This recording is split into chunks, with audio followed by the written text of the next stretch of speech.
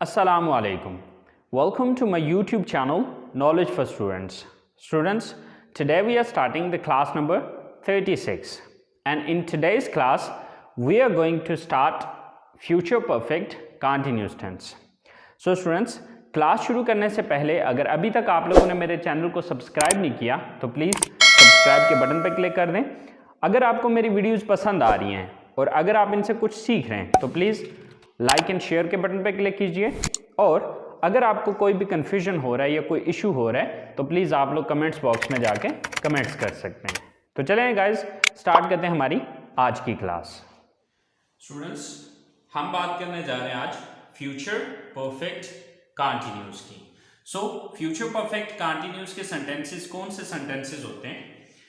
ऐसे जुमले जिनमें आने वाले वक्त में कोई काम जारी होगा लेकिन साथ वक्त बताया जाए कि काम कब से जारी होगा।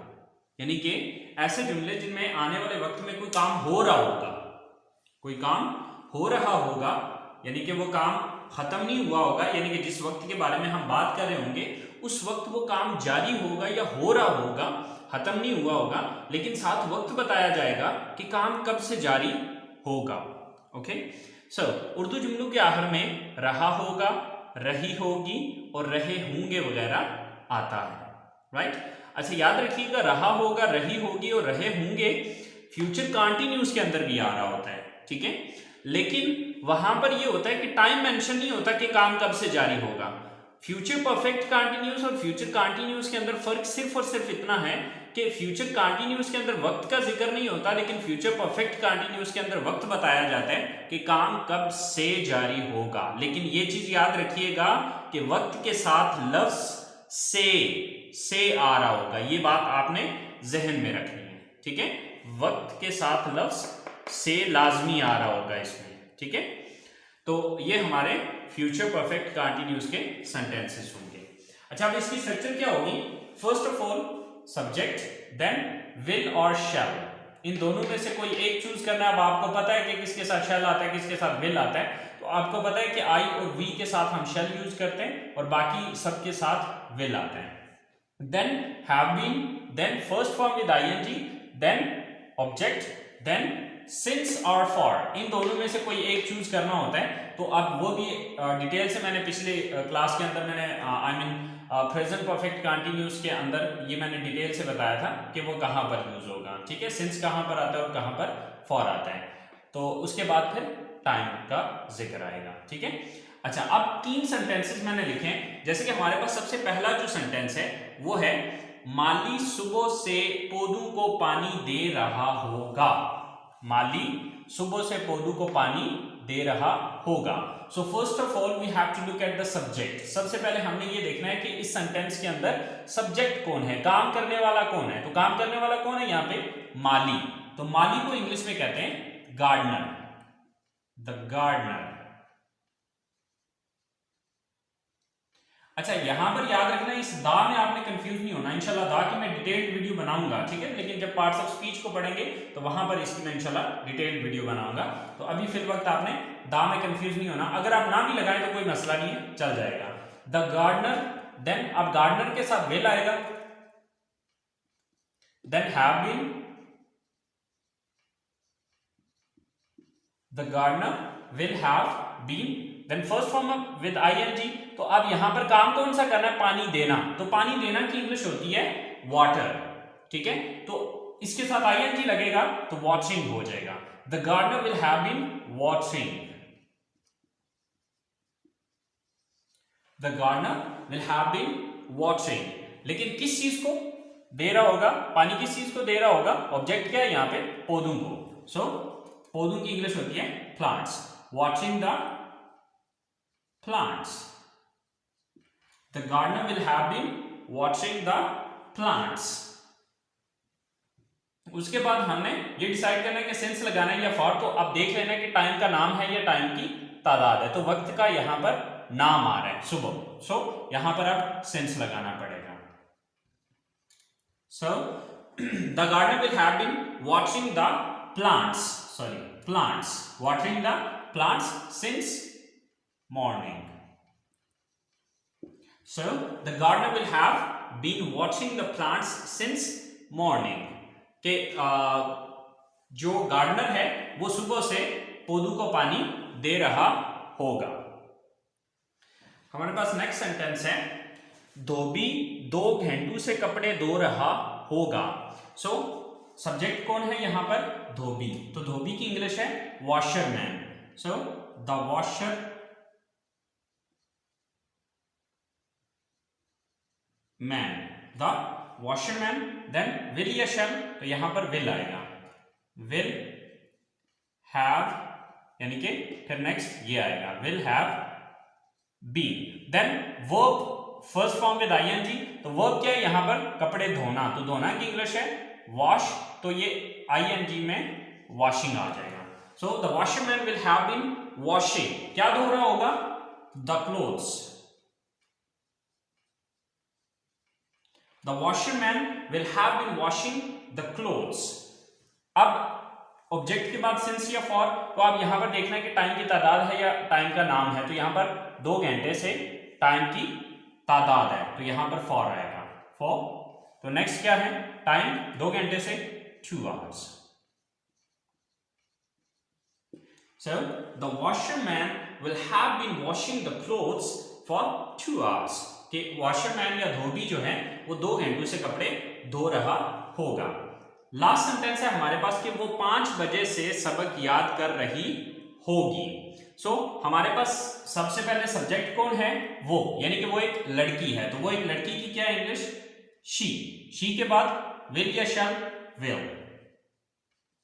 Then have been, she will have been. Then first form with ING, तो यहां पर काम क्या कर रही थी? सबक याद कर रही थी या सबक तैयार कर रही थी। तो सबक याद करना या सबक तैयार करना की इंग्लिश होती है प्रिपेयर। तो प्रिपेयरिंग आईएनजी हो जाएगा।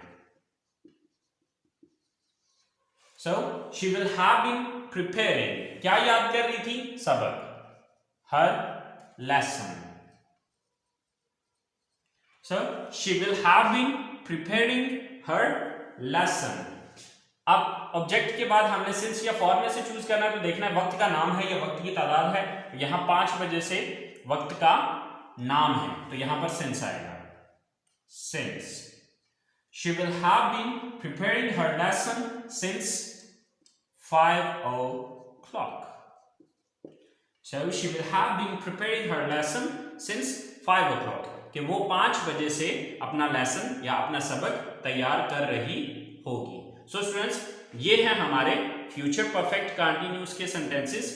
अगर आप प्रेजेंट परफेक्ट कंटिन्यूअस को देखें तो उसमें आपको फर्क प्रेजेंट परफेक्ट कंटिन्यूअस और फ्यूचर परफेक्ट कंटिन्यूअस में फर्क सिर्फ इतना नजर आएगा कि यहाँ पर हमने वहां पर हैज और हैव 2 यूज हो रहे थे, यहाँ पर सिर्फ हैव यूज हो रहा है। और दूसरा चेंज आपको ये नजर आएगा कि यहाँ पर हैव से पहले शैल या विल लगाया गया है। अच्छा, अब जब हम इसके नेगेटिव सेंटेंसेस बना रहे हैं तो नेगेटिव सेंटेंसेस के लिए मैंने आपको बताया था कि अगर किसी सेंटेंस के अंदर 2 या 2 से ज्यादा हेल्पिंग वर्ब आ रहे हो तो आपने करना यह है कि अपने फर्स्ट हेल्पिंग वर्ब के बाद नॉट लगा देना है। तो देखें हमारे पास इस सेंटेंस के अंदर 3 हेल्पिंग वर्ब हैं, विल, शैल, यानी कि ये इन दोनों में से कोई एक यूज होता है, ठीक है। उसके बाद हैव बीन, 2 ये हैं और 1 ये है, ठीक है। तो ये टोटल 3 है। तो इसका मतलब ये हुआ कि जब हम इसका नेगेटिव बनाएंगे तो अपने फर्स्ट हेल्पिंग वर्ब के बाद नॉट लगाएंगे, तो यानी कि विल और शैल के बाद नॉट लगाएंगे तो ये हमारा नेगेटिव सेंटेंस बन जाएगा, ठीक है। तो चलिए आइए देखते हैं इसके नेगेटिव सेंटेंसेस को। स्टूडेंट्स, हमारे नेगेटिव सेंटेंसेस की जो स्ट्रक्चर है वो है सब्जेक्ट प्लस विल और shall plus not plus have been plus first form with ING plus object then since और for plus time and at the end there is a full stop. तो हमारा सबसे पहला जो सेंटेंस है वो है कि अब्बू 2 माह से दफ्तर नहीं जा रहे होंगे। सो फर्स्ट ऑफ ऑल सब्जेक्ट कौन है? अब्बू, फादर। देन विल या शैल, तो यहां पर विल आएगा, father will, then not, then have been, father will not have been. Verb क्या है यहां पे? जाना, गोइंग। गो है तो इसको आईएनजी में लिखेंगे तो ये गोइंग हो जाएगा। Father will not have been going. अब कहां जाने की बात हो रही है? दफ्तर में। So going to office. Father will not have been going to office. अब सिंस या फॉर में से कोई एक चूज करना है तो देखना है कि वक्त की तादाद है या वक्त का नाम है। तो यहां पर अगर हम देखें तो यहां पर वक्त की तादाद आ रही है, तो तादाद के लिए हम फॉर लगाते हैं, फॉर। देन टाइम क्या है? 2 माह, 2 months। So father will not have been going to office for 2 months। कि अब्बू 2 माह से ऑफिस नहीं जा रहे होंगे। नेक्स्ट हमारे पास सेकंड सेंटेंस है कि बच्चे सुबह से इस ग्राउंड में नहीं खेल रहे होंगे। So सबसे पहले सब्जेक्ट कौन है? बच्चे, द चिल्ड्रन। Then will या shall? Will। Then not। Then have been।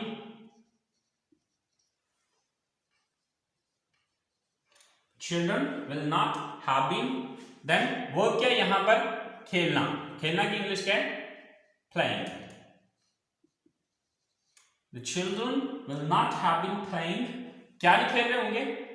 Sorry, यहां पर किसी गेम की बात नहीं हो रही। इस ग्राउंड में, इन दिस ग्राउंड। कब से? अब यहां पर टाइम का क्योंकि जिक्र आएगा तो सुबह से, तो वक्त का नाम है तो यहां पर सिंस आएगा, since morning. So children will not have been playing in this ground since morning. के बच्चे इस ग्राउंड में सुबह से नहीं खेल रहे होंगे। हमारा लास्ट सेंटेंस है कि मैं 6 बजे से कंप्यूटर पर काम नहीं कर रहा हूंगा। So who is the subject here? सबसे पहले सब्जेक्ट कौन है? मैं। तो मैं की इंग्लिश क्या है? आई। देन आई के साथ शैल आता है, I shall. Then not. Then have been, I shall not have been. Verb क्या है यहां पर? यानी कि वर्ब क्या है? काम करना। सो काम करना की इंग्लिश क्या है? Work. So with ING it's working. I shall not have been working. किस पर काम करने की बात हो रही है? ऑब्जेक्ट क्या है? Computer, on computer. I shall not have been working on computer. आप सिंस या फॉर में से कोई एक चूज करना, तो देखिए वक्त का नाम है या वक्त की तादाद है, तो यहां पर वक्त का नाम है 6 बजे से, तो 6 बजे से वक्त का नाम है तो यहां पर सिंस आ जाएगा, since 6 o'clock। So I shall not have been working on computer since 6 o'clock। कि मैं 6 बजे से कंप्यूटर पर काम नहीं कर रहा हूंगा। सो स्टूडेंट्स, ये हैं हमारे नेगेटिव सेंटेंसेस। अब जिस बंदे को नेगेटिव सेंटेंसेस बनाना आ जाते हैं उसके लिए इंटरगेटिव सेंटेंसेस बनाना कोई बड़ी बात नहीं है, कोई प्रॉब्लम नहीं है। उसकी वजह क्या है कि आपको एक फॉर्मूला बताया हुआ है कि जिस लफ्ज के बाद हमने नेगेटिव में नॉट लगाया होता है उस लफ्ज को उठा के सेंटेंस के शुरू में ले आए। तो यहां पर हमने नॉट किसके बाद लगाया था? यहां पर हमने नॉट यूज किया था शैल और विल के बाद। तो इसका मतलब है इसी शैल और विल को उठा के अगर मैं यहां पर ले आऊंगा तो ये मेरे नेगेटिव इंटरगेटिव सेंटेंसेस बन जाएंगे। ठीक है, बाकी स्ट्रक्चर इसी तरह रहेगी। सबसे पहले विल और शैल आएगा प्लस सब्जेक्ट प्लस नॉट खत्म हो जाएगा, then have been plus first form with ING और प्लस ऑब्जेक्ट, देन सिंस और फॉर प्लस टाइम। सो ये हमारी इंटरगेटिव सेंटेंस की स्ट्रक्चर होगी। तो चले आए देखते हैं अपने इंटरगेटिव सेंटेंसेस को। सो स्टूडेंट्स, इंटरगेटिव सेंटेंसेस की जो हमारी स्ट्रक्चर है, फर्स्ट ऑफ ऑल विल और shall plus subject, after that have been, then first form with ING plus object, then since और for plus time, at the end there is a question mark, right. So हमारे पास सबसे जो पहला sentence है वो है कि क्या आप सुबह से तिलावत कर रहे होंगे। सो फर्स्ट ऑफ ऑल विल और शैल, तो वो सब्जेक्ट को देखते हुए डिसाइड करेंगे। सब्जेक्ट कौन है? यू है, तो यू के साथ विल आता है, विल। देन सब्जेक्ट कौन है? आप, तो आपकी इंग्लिश क्या है? You. Then have been, will you have been. Then first form with ING, तो काम क्या कर रहे होंगे, तिलावत कर रहे होंगे। तो तिलावत करना की इंग्लिश क्या होती है, रिसाइट। तो रिसाइट की ING form reciting. Will you have been reciting, किसकी तिलावत कर रहे होंगे, सॉरी इसका तो है जिक्र नहीं है कि will you have been reciting, आप सुबह सॉरी क्या आप तिलावत कर रहे होंगे। आप चूंकि ऑब्जेक्ट यहां पर नहीं है तो आप सिंस या फॉर नेक्स्ट लगाना है। तो आप सिंस या फॉर में से चूज करने के लिए हमें सबसे पहले देखना पड़ेगा वक्त का नाम है या वक्त की तादाद है। तो यहां पर वक्त का नाम है तो यहां पर सिंस आ जाएगा, सिंस। देन सुबह से morning. So, will you have been reciting since morning? क्या आप सुबह से तिलावत कर रहे होंगे। नेक्स्ट सेंटेंस है हमारे पास, वो क्यों 2 घंटों से इंतजार कर रही होगी। वो क्यों 2 घंटों से इंतजार कर रही होगी। अगर आप इस सेंटेंस को देखें तो यहां पर क्यों एक क्वेश्चन वर्ड आ गया है। तो आपको पता है कि जो क्वेश्चन वर्ड वाले सेंटेंसेस होते हैं उसमें हम क्वेश्चन वर्ड जो है वो सबसे पहले यूज करते हैं, उसके बाद ये स्ट्रक्चर अप्लाई करते हैं। तो अब क्यों की इंग्लिश सबसे पहले लगेगी, क्यों की इंग्लिश क्या है, वाई। देन सब्जेक्ट कौन है, वो। तो अब वो एक लड़की है तो शी के साथ विल आता है या शैल, डेफिनेटली विल आता है, शी विल। देन सब्जेक्ट के साथ सॉरी सब्जेक्ट कौन सा है यहाँ पे, वो एक लड़की है so she, why will she. Then have been, why will she have been। अब वर्ब क्या है, वेट, इंतजार करना। तो वेट की ING form waiting. So why will she have been waiting। अब ऑब्जेक्ट यहां पर नहीं है तो अब इसके बाद हमें सिंस या फॉर में से कोई चूज करना है। तो देखिए यहां पर वक्त क्या है, 2 घंटों से। तो मतलब वक्त की तादाद आ रही है, वक्त का नाम नहीं है। तो वक्त की तादाद के लिए हम फॉर का वर्ड यूज करेंगे। सो वाई सॉरी वो क्यों 2 घंटों से इंतजार, ठीक है ओके फॉर। तो अब इसके बाद टाइम 2 घंटों से 2 hours. So why will she have been waiting for 2 hours, कि वो 2 घंटों से क्यों इंतजार कर रही होगी। नेक्स्ट हमारा जो लास्ट सेंटेंस है वो है कि क्या हम 1 हफ्ते से अपना वक्त जाया कर रहे होंगे। तो फर्स्ट ऑफ ऑल विल या शैल। तो आप सब्जेक्ट पहले देखेंगे, सब्जेक्ट कौन है, सब्जेक्ट है हमारे पास वी। तो वी के साथ शैल आएगा तो सबसे पहले हम शैल का यूज करेंगे। देन सब्जेक्ट कौन है, हम we, shall we. Then have been, so shall we have been. Verb क्या है यहां पर, wasting. So shall we have been wasting. क्या जाया करने की बात हो रही है, ऑब्जेक्ट क्या है, अपना birth, a time. So will sorry shall we have been wasting a time. अब सिंस या फॉर, तो अब चूंकि वक्त का नाम नहीं है यहां पर वक्त की तादाद है 1 हफ्ते से। तो 1 हफ्ते से वक्त की तादाद है तो यहां पर मैं क्या यूज करूंगा, फॉर। नेक्स्ट टाइम लगाना है तो टाइम क्या है, 1 हफ्ते से, फॉर 1 वीक।